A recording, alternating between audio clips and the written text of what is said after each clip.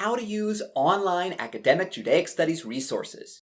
In this video, we'll look at Rambi, an index of articles on Jewish studies.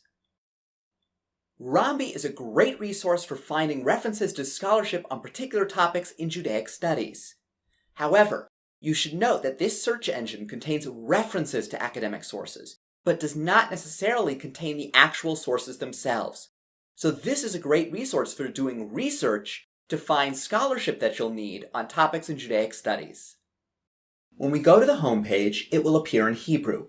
To switch to English, go to the option in the upper left-hand corner. Clicking on this icon will open a few different options. Select the one with the globe.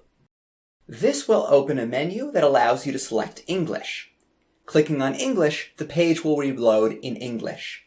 From here we can use the search box or go to Advanced Search in order to limit the language of any sources that we find to English. From here we enter our search terms, and the results will appear below. It's important to note that this catalog does not actually provide most of the actual sources, but only gives us the bibliographic information so that we can find the sources in our library. However, it's a great site to use because it contains many books and articles that we might not be able to discover otherwise.